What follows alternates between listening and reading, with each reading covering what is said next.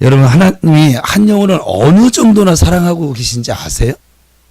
한 영혼을, 우리가 하나님의 영혼 사랑을 표현할 때 한 영혼이 천하보다 더 귀하다라고 하는 말들을 사용합니다. 누가복음 15장에 의하면 바로 그러한 하나님의 마음이 세 가지 비유로 나타나지는데, 첫 번째는 잃어버린 양 한 마리의 비유예요. 두 번째는 잃어버린 한 드라크마의 비유예요. 세 번째는 집을 나간 둘째 아들의 비유, 우리가 속칭 탕자의 비유예요. 잃어버린 사람의 관심은 오로지 찾는 데 있어요. 이 세 가지 비유를 보면, 그래서 어떻게 해서든지 찾으려고 애를 쓰고 찾을 때까지 결코 포기하지 않으세요. 찾기 전까지는 사실 이 잃어버린 사람은 즐거움이 없어요. 제가 예전에 한번 핸드폰을 잃어버린 적이 있는데, 잠도 안 오고 이게 뭐를 해도 아무것도 손에 안 잡히더라고요. 핸드폰, 저는 이제 지갑으로 가지고 있어서 그 안에 돈도 좀 있었었는데, 현찰로 저는 늘 아이들 만나거나 청년들 만나면 하나의 감동 주면 줘야 돼서 가지고 다니거든요. 근데 그 현찰 잃어버린 것도 있는데, 그것보다 핸드폰 안에 있던 저의 이제 정보들 있잖아요. 그거를 이게 이송을 못하고 그냥, 그래서 거기다 문자, 집사람 핸드폰 가지고 핸드폰만 돌려. 돈 다 가지세요. 돈이 좀 많이 들어 있었어요. 그때 해필이면 또 뭘 준비한다고. 돈 다 가지시고 핸드폰만 좀 돌려주세요. 당신에게는 어차피 그 핸드폰이 필요 없으니까. 필요 없는 게 아니더라고. 베트남이나 어디나 막 중고폰을 팔긴 하더라고요. 그래서 막 사정을 했는데 결국은 안 오더라고요. 제가 한 일주일 가까이를 아주 거기에 신경 쓰냐고 약간 좀 애를 먹었던 적이 있어요. 그러니까 찾기 전까지는 즐거움도 없어요. 밥맛도 없어요. 사는 것 같지도 않고. 이 핸드폰 하나 잃어버려도 이러거든요. 여러분이 소중히 여기는 그 물건 하나 잃어버려도 우리가 이래요. 그런데 사람을 잃었어요. 그 어떤 것에도 관심이 없어요. 세상 모든 것을 다 갖다 준다 해도 그 아픈 마음, 고통, 그 슬픔이 해결되지를 않습니다. 그러나 한 가지, 그 잃어버린 것을 찾기만 하면 그 순간 모든 이 마음의 이 무거움, 어려움이 다 해결되어집니다. 바로 이게 하나님의 마음입니다 라고 말씀하고 있는 것이 저 세 가지 비유예요. 하나님께서 여러분을 얼마나 사랑하고 계신지 아시겠어요? 그러니 우리는 하나님 앞에서 잃어버린 자로 살면 안 됩니다. 살아도 죽어도 예수님 안에서, 성공하고 실패를 하더라도 예수님 안에서, 건강하고 병들어도 예수님 안에서, 부자가 돼도 가난해도 예수님 안에서, 언제나 예수님 안에서 살아가실 수 있기를 축복합니다. 그러니까 제가 속된 말로 까불어도 예수님 안에서 까부시고,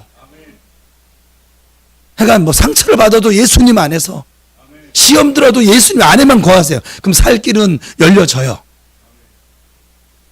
예수님 안에 거하는 자는 모두 그런 면에서 성공자입니다. 동시에 예수님 밖에 거하는 자는 모두 다 실패자입니다. 그렇기 때문에 영혼 구원에 우리가 관심을 가지고 살아야만 합니다. 여러분이 사랑하는 사람들이 그 영원한 실패자의 길을 지금 가고 있는데 그냥 두실래요? 그들을 예수님 안에서 영원한 성공자로 만드시는 일에 저와 여러분이 쓰임받게 되기를 축복합니다. 오늘 본문은 베드로와 고넬료의 만남이에요. 이 두 사람의 만남은 유대인에게서 이방인에게로 복음이 확장되어지는 거예요. 하나님의 사랑이 유대인에게 머물러 있다가 이제 모든 민족에게 흘러가는 장면이에요. 그래서 우리는 이 두 사람의 만남에 아주 커다란 의미를 두어야만 합니다. 하나님의 입장에서는 천하보다 더 귀한 영혼인데 이 유대인이나 이방인의 차별이 있을 수 있느냐? 없다는 거예요. 이방인이든 유대인이든 믿지 않는 자들은, 지금 예수 그리스도를 구주로 믿지 않는 자들은 그냥 잃어버린 양이에요. 그들이 알든 모르든 그냥 잃어버린 양이에요. 그러니 하나님은 반드시 그들을 찾으셔야만 하십니다. 하나님께서는 복음이 이 유태인의 벽을 뛰어넘어서 이방인에게로 좀 나타나기를, 전파되기를 원하셨습니다. 그러나 사도들, 이 초대교회 이 사도들 성령 충만했습니다. 하지만 오랫동안 그들 몸에 배어진 마치 습관처럼 되어져 버린 이방인과는 상종하지를 않는다. 그 유대인의 규범, 그 틀을, 자기의 틀을 뛰어넘지를 못했어요. 그래서 하나님은 베드로와 고넬료의 만남을 이루셔서 이 유대인들이 지니고 있는 이 규범, 이 틀을 지금 깨트리시고 있는 거예요. 우리 각자에게도 이 틀이 있어요. 어디까지는 되는데 그걸 넘어가서는 난 도저히 이거는 용납 안 돼. 하나님이 아무리 이거 좋다고 하셔도 나 이건 못해. 이런 게 있어요. 자기 그 틀이 있다고요. 앞의 내용은 백부장 고넬료에게 하나님의 환상이 임했었습니다. 지난 시간에 살폈던 것이 욥바에 있는 베드로를 집으로 초청하거라. 하나님의 환상 가운데 말씀하셨어요. 그리고 오늘 본문에서는 베드로에게 하나님의 환상이 지금 임했습니다.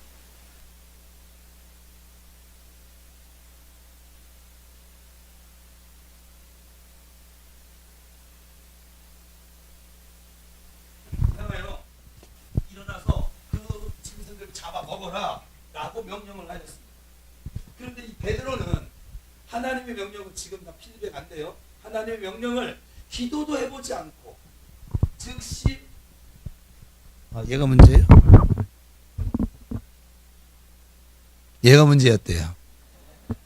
찾았나 봐요. 그들의 율법에 의해서는 이 부정한 짐승들을 잡아먹을 수가 없는 거예요. 왜냐하면 어려서부터.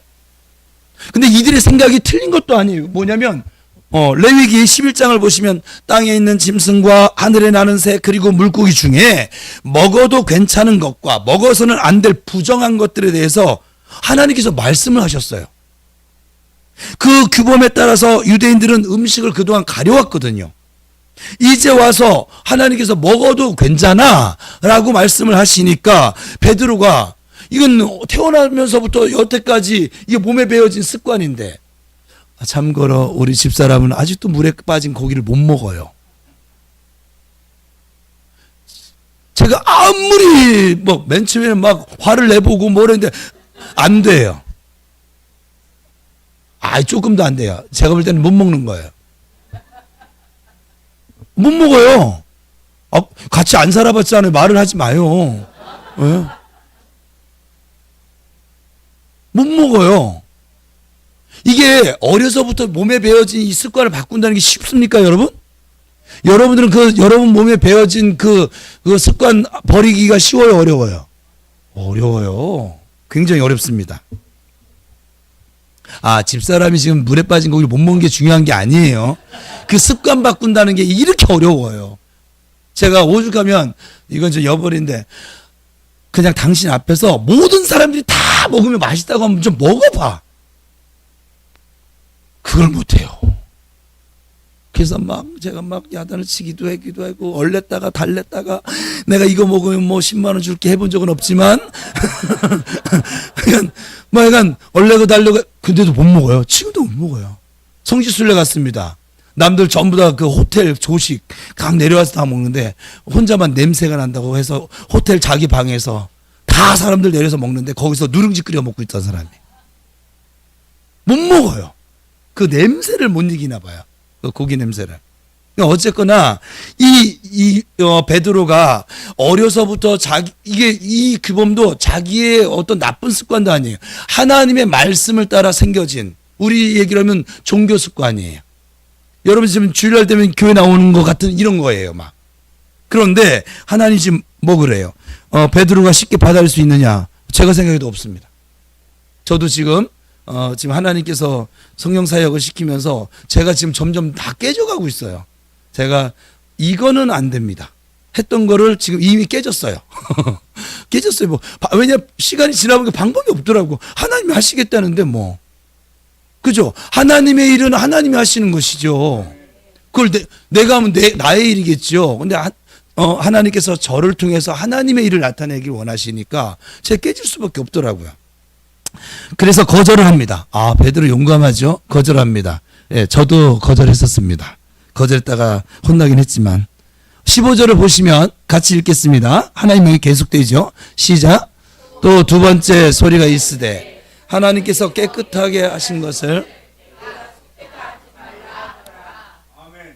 그러니까 하나님의 명령과 베드로의 거절이 한 번이 아니라 계속 되어집니다. 그러면 베드로에게 보여주는 환상이 무슨 뜻일까요? 부정한 짐승은 이방인, 유대인들이 개, 돼지처럼 여기는 그 이방인을 의미합니다. 그러니까 유대인과 이방인의 관계에 대해서 우리는 이미 잘 알고 있어요. 지식적으로. 유대인은 이 이방인들을 아주 사람 취급을 안 하고 개 취급을 했거든요. 그러니 이 두 부류 사이에서 소통이나 교제가, 관계가 이루어질까요? 안 이루어질까요? 이루어질 수 없습니다.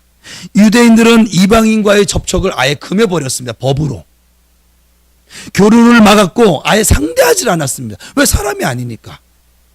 그 정도예요. 우리가 생각하는 좀 아예 별로 내 마음에 들지 않는 이 정도가 아니라 그냥 아예 사람이 아니에요. 개 취급을 했다 이 말이에요. 그러나 하나님께서 지금 그 고정관념, 그 틀을, 베드로가 가지고 있던 그 고정관념 틀을 깨트리고 있는 장면이 오늘 본문이에요. 너희만 택한 줄 아느냐? 나는 이방인도 택했어. 너희만 구원할 줄 아느냐? 이방인도 구원 받아야만 해. 십자가의 피가 너희만을 위한 것이냐? 아니다. 세계 모든 나의 피조물인 나의 사랑으로 창조되어진 모든 민족을 위한 것이다. 여러분 감사하지 않으세요? 이 하나님의 이 사랑 때문에 오늘 저와 여러분이, 우리 이방인이거든요. 유대인 입장에서 우리는 이방인입니다. 이 이방인인 저와 여러분이 지금 예수 그리스도를 구주로 믿고 구원에 이르게 되어졌습니다. 베드로가 보여준 이 환상은 바로 그러한 내용이었어요. 본문을 통해서 그래서 몇 가지 교훈을 좀 살펴보려고 합니다. 첫 번째는 같이 읽겠습니다. 시작. 그러니까 베드로가 환상을 본 시각이 언제였어요? 9절입니다. 시작. 이튿날 그들이 길을 가다가 그 성에 가까이 갔을 그때에 베드로가 기도하려고 지붕에 올라가니 그 시각은 제6시더라. 제6시. 이스라엘 시간은 우리 시계로 따지면 정반대로 생각하면 돼요. 6시니까 반대 어디예요? 12시. 그래서 우리나라 시간은 12시인데 그 6시 기도 시간이었습니다. 고넬료가 환상을 본 것도 제9시 기도 시간. 9시니까 반대 어디요? 몇 시? 3시. 하나님은 이 기도 시간을 통해서 역사를 하시고 기도 중에 역사를 하십니다. 성전 미문에 있던 나면서부터 걷지 못하던 사람이 일어선 것도 기도 시간이었습니다. 환상이 임한 것도 기도 시간이었습니다. 기도하던 바울에게 환상이 임했고 베드로가 기도했더니 죽었던 다비다도 살아났습니다. 지금도 하나님은 기도를 통해서 엄청난 능력을 보여주고 계십니다. 한국교회가 이 놀라운 부흥을 이룬 원인이 무엇이고 이 한국교회가 세계 선교를 위해 마음껏 쓰임받는 그 원인이 무엇일까요?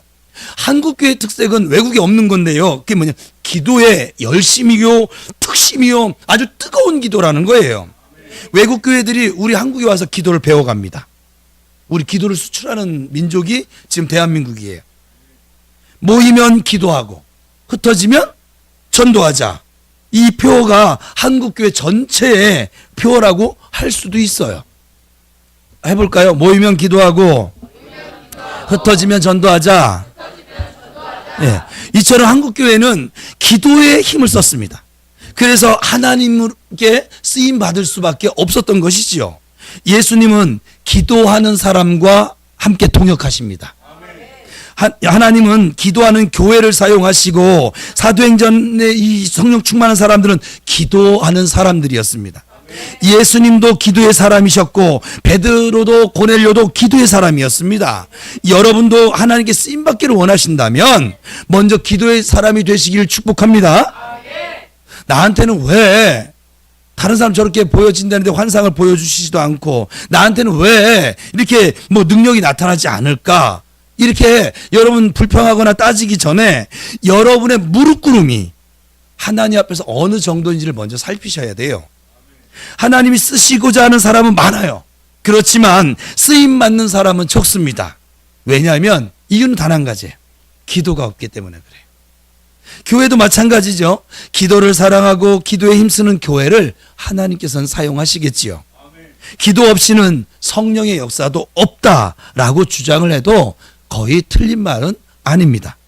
우리가 사도행전을 지금 강의하고 있는데 이 사도행전을 이루기 위해서 아주 안간힘을 힘을 쓰고 있습니다.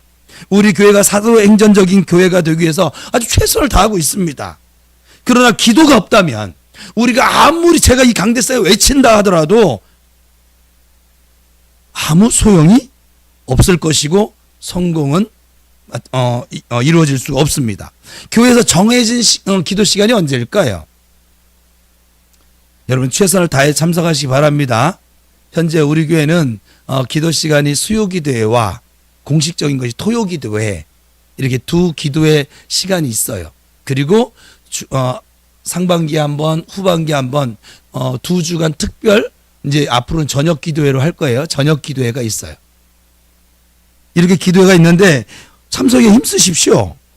베드로가 정해진 기도 시간에 성전에 기도하러 가다가 안전뱅이를 일으켰던 것처럼 여러분이 기도하러 가고 오는 도중에도 많은 기적들이 나타날 것입니다. 그러니까 기도하러 오실 때 그냥 오지 마시고 오면서도 하나님을 찾으세요. 그러다가 어떤 사람을 만나거든 기도해 주세요. 손을 얹고. 병든 자가 고침 받을걸요?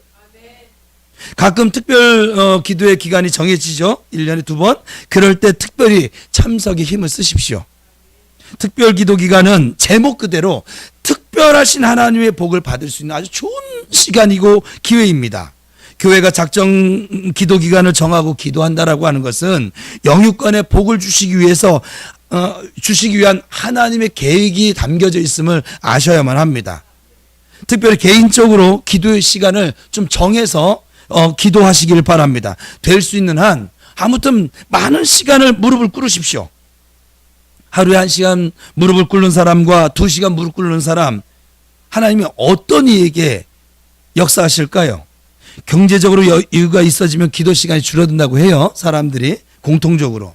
그러나 오늘 예배하는 여러분은 경제와 상관없이 늘 기도를 사랑하며 살아가기를 축복합니다.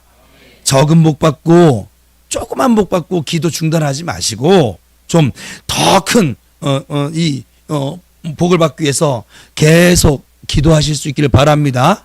그래서 더 큰 복을 누리며 살아가는 저와 여러분 되시기를 축복합니다. 그러니까 우리의 시대가 아무리 암울하다 할지라도 기도가 시작되면 그와 동시에 희망도 시작이 되어집니다. 하나님의 능력을 나타내지 못했던 삶이 오래되었더라도 다시 지금 오늘부터 기도를 시작하면 하나님의 능력이 나타날 것입니다. 이제부터라도 내가 살고 교회가 살기 위해서 기도에 힘쓰는 저와 여러분이 될 수 있기를 주님의 이름으로 축원합니다. 이 두 번째 오늘 본문에 생각해 볼 것은 하나님의 계획에는 어긋남이 없다는 거예요. 이것도 우리가 인정을 해야 돼요. 내가 아무리 아니라고 해도 하나님이 섭리대로 이끌어 가세요. 이 세상을. 하나님 어떤 계획이 여러분에게 임했습니까? 그 계획을 어떻게 이뤄야 하지? 걱정할 필요 없습니다. 성경 어떻게 읽어야 되지? 기도 어떻게 걱정할 필요 없어요. 네. 하나님께서 이끌어 가십니다. 그 계획이 어긋나지 않도록 하나님께서 지금도 일하고 계시고 하나님께서 이루어 주실 것입니다. 제가 목회하면서 깨달은 것이 하나님의 뜻을 찾는 것이 가장 중요하다는 것이에요. 일단 찾기만 하면 그 계획이 아무리 크든 작든 걱정할 필요가 없다는 거예요. 왜 그렇습니까? 하나님께서는 우리에게 계획만 던져주시고 구경하시는 분이 아니시라는 거예요. 그 계획에 직접 참여하셔서 대장 되셔서 앞에서 이끌어 가시고 이루어 가신다는 거예요. 그러니 하나님의 계획에는 실패가 없습니다. 고넬료에게 베드로를 청하라는 하나님의 환상이 주어졌잖아요. 그리고 베드로에게도 고넬료 초청에 응하도록 환상을 주셨습니다. 만약 여러분 생각해 보세요. 만약 고넬료에게만 하나님의 환상이 임했다면 베드로가 이 백부장 고넬료의 초청에 응했을까요? 안 했을까요? 안 했죠. 이방인을 개 취급하고 상종도 하지 말인데 거기 가겠습니까? 말도 듣지 않을걸요, 아예? 이방인과 담을 쌓고 있는 베드로에게 초청에 응할 리가 전무합니다. 28절을 보시면 이방인에 대한 베드로의 자세가 나옵니다. 28절 시작.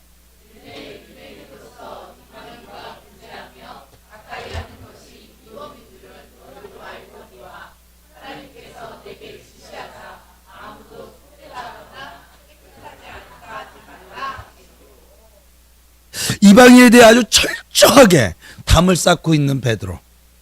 그러나 하나님께서 일을 하시자 베드로가 고넬료의 초청을 마침내 받아들입니다.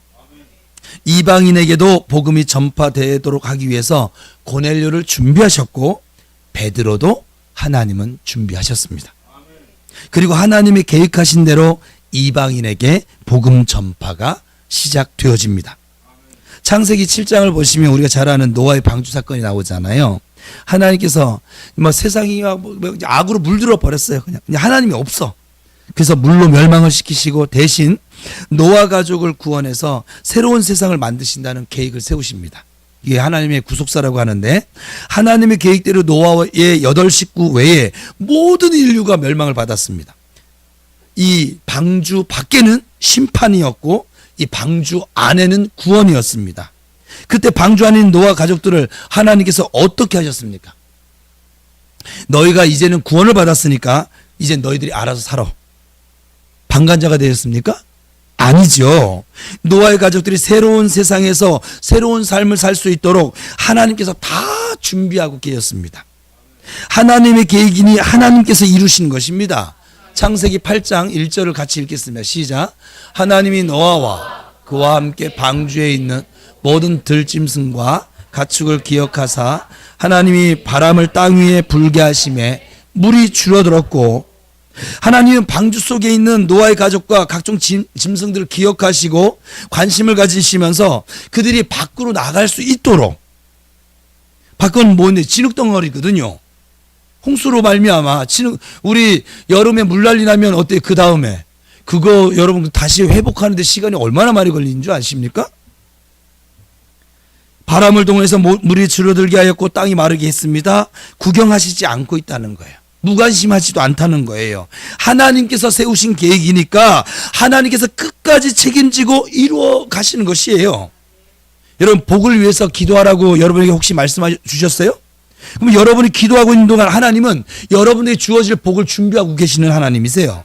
교회 부흥을 이루라고 말씀하셨습니까? 다른 한편으로는 하나님께서 우리 교회 부흥을 위해서 일하고 계십니다.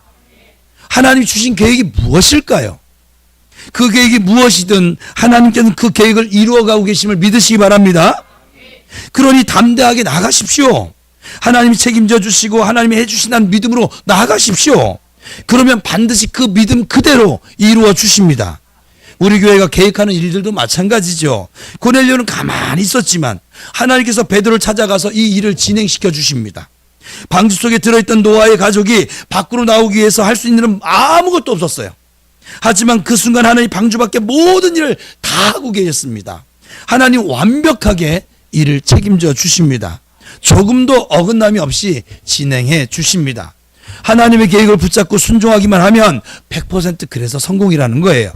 그러므로 하나님의 계획인 성령과 말씀에 순종해가는, 지금 쓴뿌리를 캐내고 경관진과 지금 막 영적 전투를 치열하게 치르고 있는 여러분 모두 순종하는 우리에게 좋은 소망의 미래가 주어질 줄로 믿습니다. 여러분의 미래, 우리 교회의 미래, 한국교회의 미래는 그런 면에서는 밝아요. 우리 모두의 미래는 하나님의 마침내 복이고 마침내 믿음의 승리라고 하는 것을 믿으시기를 주님의 이름으로 간절히 축원합니다. 이제 세 번째 생각해 볼 거, 베드로를 통해서 주시는 교훈이 있어요. 드디어 베드로와 고넬료의 만남이 이루어졌어요. 25절 시작.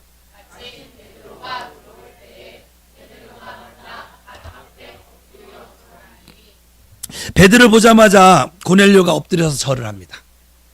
발 앞에 엎드려 절하는 것은 아주 높은 사람을 대하는 경외심 그 자체죠. 베드로가 하나님이 보내신 사람이었고 사도 중에 사도였기에 아주 극진한 존경을 보인 것이죠. 베드로의 기분이 어땠을까요? 바로 그 순간이 사실 우리 사람에게는 위험한 때거든요.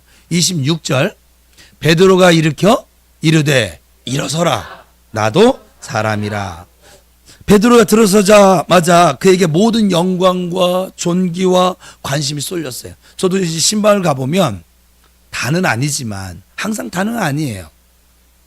근데 제가 이렇게 신방을 가면 그 신방 받는 분들이 정말 저를 막 하나님처럼 예수님처럼 이렇게 극진하게 이렇게 섬겨주는 모습을 가끔가다 경험하거든요.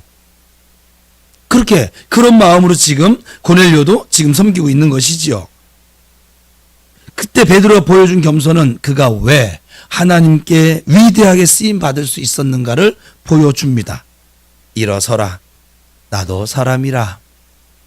제가 여러분 앞에서 이렇게 허물없이 하는 것이 그냥 하는 건 아니에요. 저도 사람이에요. 대우받는 거 좋죠. 저 칭찬 들으면 좋죠. 인정받으면 좋죠. 뭐 전 사람 아닙니까? 그런데 허물없이 형제를 가지고 지내는 이유는 바로 이 말씀 때문에 그래요. 여러분이 베드로 같은 사람이 됐을 때도 이렇게 말할 수 있을까요? 이런 자리에 앉으면? 영전을 했어요, 회사에서. 이럴 수 있을까요? 이전에 동기보다 내가 빨리 승진했어도 벌써 동기 이제 무시할 건데 이럴 수 있을까요? 사람 그렇게 못하거든요. 베드로는 성령의 사람이었고 하나님을 바라보는 사람이었고 사도 바울의 고백처럼 나의 나된 것이 모두 하나님의 은혜로라 하는 믿음이 있었기 때문에 이게 가능한 거예요.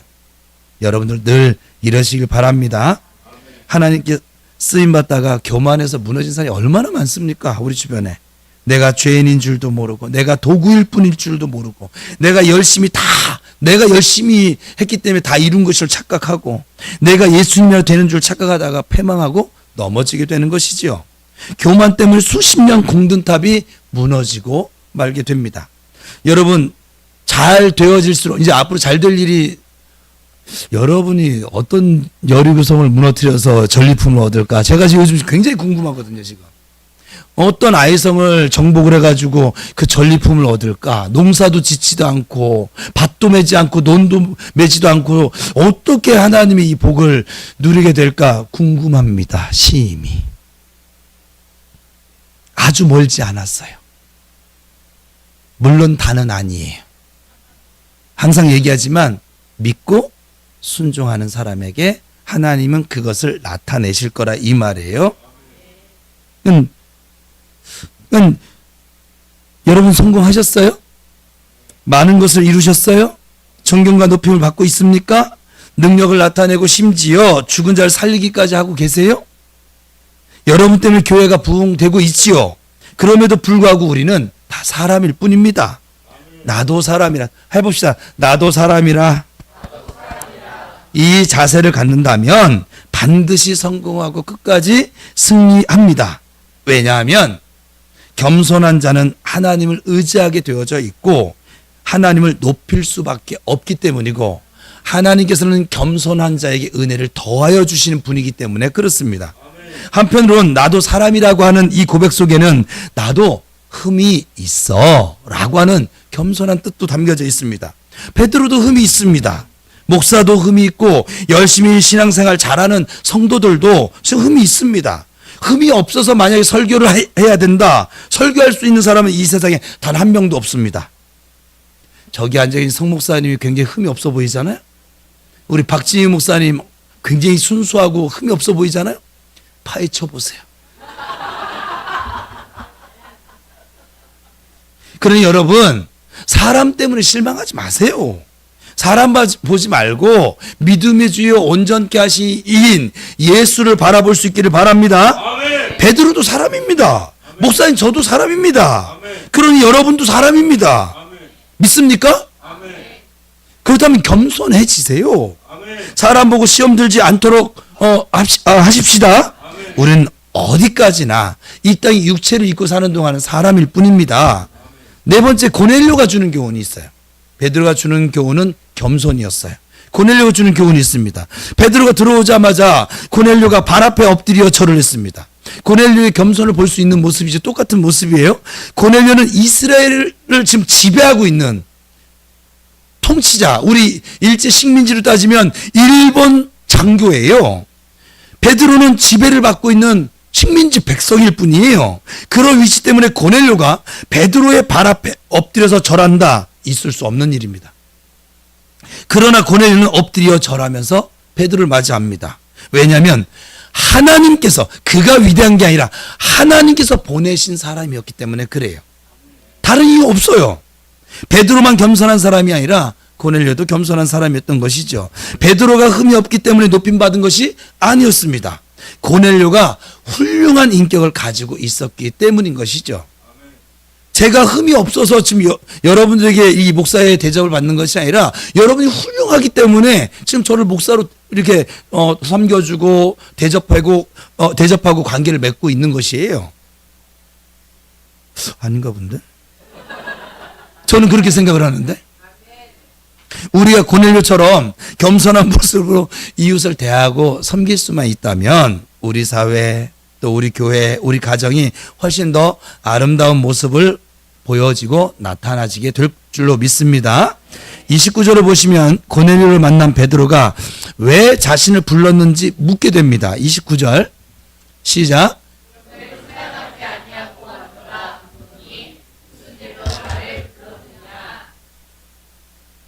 33절에 고넬료의 대답이 나오는데 그 대답 속에서 고넬료의 또 다른 훌륭한 모습을 볼 수가 있어요. 읽어봅시다.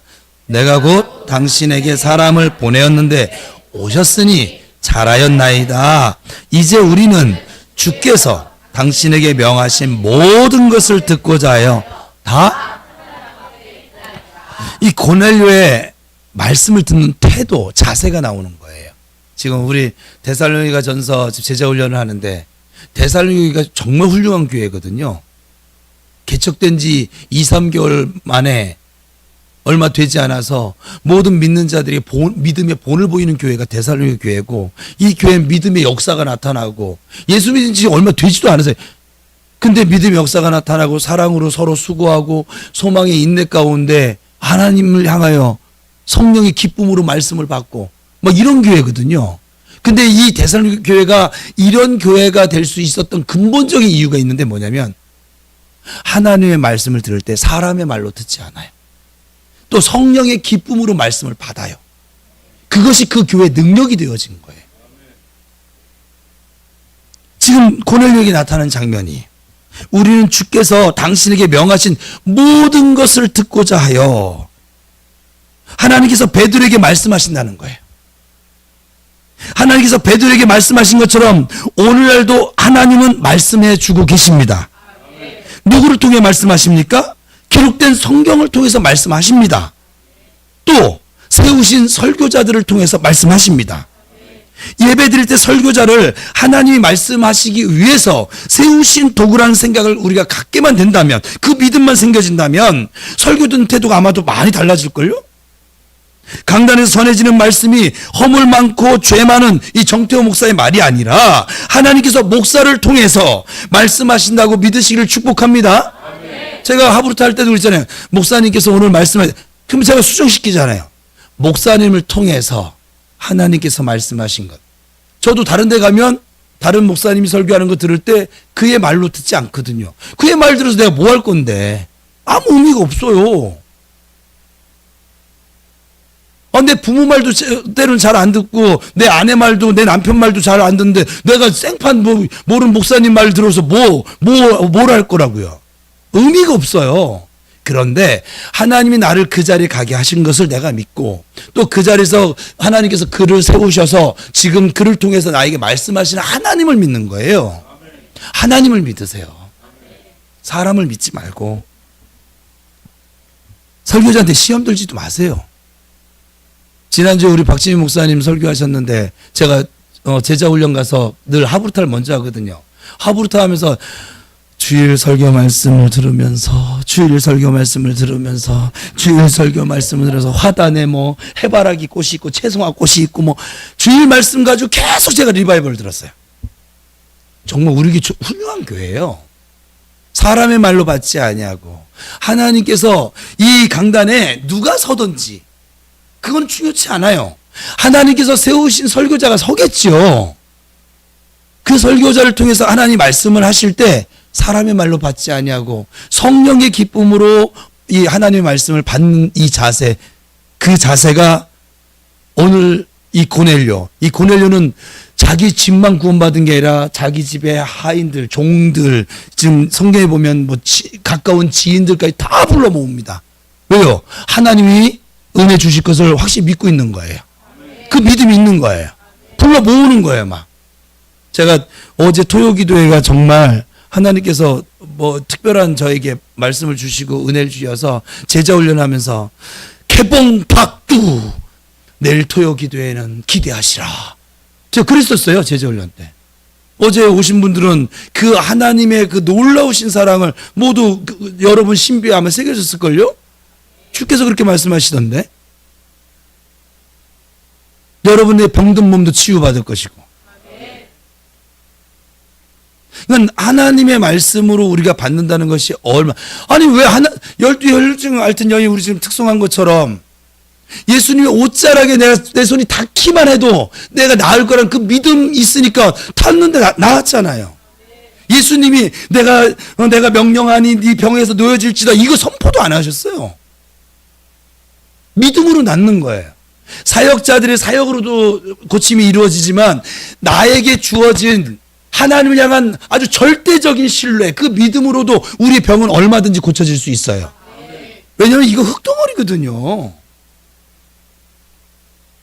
이 흙덩어리 불순물이 들어가졌어요. 생활하다 보니까 철도 들어가고 뭐 수은도 들어가고 납도 들어가고. 근데 우리가 하나님 온전히 신뢰하면 하나님이 귀히 쓰실 깨끗한 그릇으로 만들어 가시니까 너 나가 꺼져. 야 너 철 너 나가. 주님이 그러시는 거예요.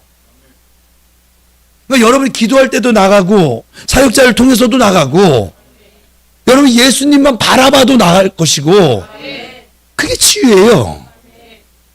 우리 안에 있는 모든 불순물들이 빠져나가는 거. 지 얘기하지 말라고 했는데 지금 있어요 애가.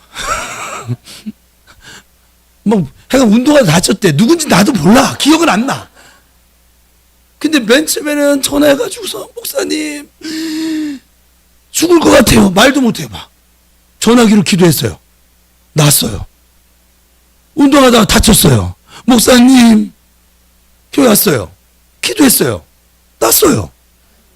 가가지고 또 지가 무리해가지고 운동하다 또 다쳤대. 아니 그 아이는 이제 다쳐도 상관없어. 못 살 때 가서 기도받으면 돼. 뭐 이런 마음이 있나 봐요. 보통 한번 다치면 조심을 하잖아요. 조심을 안 하나 봐요. 믿음 빽이 생겼나 봐. 하나님. 제가 그래서 그 아이에게 뭐냐면 목사님이 기도해서 사역자들이 기도해서 고쳐지는 것이 아니라 하나님이 고치시는 거야. 사역자들의 손을 통해서. 네가 믿으면 더 빨리 고쳐질 것이고 아마 다치지도 않을 건데. 지금은 하나님이 체험시키시냐고 그러지만 여러분 우리가 정말 믿음의 기도는 병든 자를 구원합니다. 믿으세요. 여러분 생각 가지고 사는 거 누구는 10년, 20년, 30년, 40년, 50년, 60년, 70년 다 살아봤잖아. 안 됐잖아. 근데 왜 계속 그렇게 살아요? 뭐 때문에 멍청하게. 저 예수 믿고 살아봐요 좀. 등신처럼 정말 갑자기 또 아이들이 있네. 여태까지 내 고집을 살아봤잖아. 살아봤는데 안 행복하잖아. 그럼 하나님 믿고 살아봐요 좀. 고정관념에 gat혀가지고 계속 그렇게 막 불행한 듯이 막 감기 하나도 그냥 못 이겨내고 뭐 하나 먹는 것도 아이고 바빠 이러고 살지 말고 좀 하나님 인정하고 나를 지금 버리지도 떠나지도 않고 사랑하는 그 하나님 사랑 앞에 좀 무릎 좀 꿇어봐요. 좀 기도 좀 해봐요. 겸손하게 해보시기 바랍니다. 하나님 살아계세요. 해보라고요. 제가 간절히 부탁합니다. 어때 무릎을 꿇을까요? 아니 여러분들이 힘들게 사는 것을 제가 더 이상 보고 싶지가 않아요. 얼마든지 하나님은 행복으로 지금 초대를 하고 있는데 왜 계속 고집피면서. 베드로 고집폈으면 우리 지금 구원 못 받았습니다. 물론 다른 일을 통해서 하나님은 계획을 이루어 가셨겠지만 우리가 계속 버팅기고 안 하잖아요. 기도 안 하잖아요. 하나님 다른 사람 통해서 그 일 하세요. 돌들을 통해서 우리가 예배하지 않잖아요. 하나님은 돌들을 통해서 찬양 받으세요. 하나님을 믿으세요.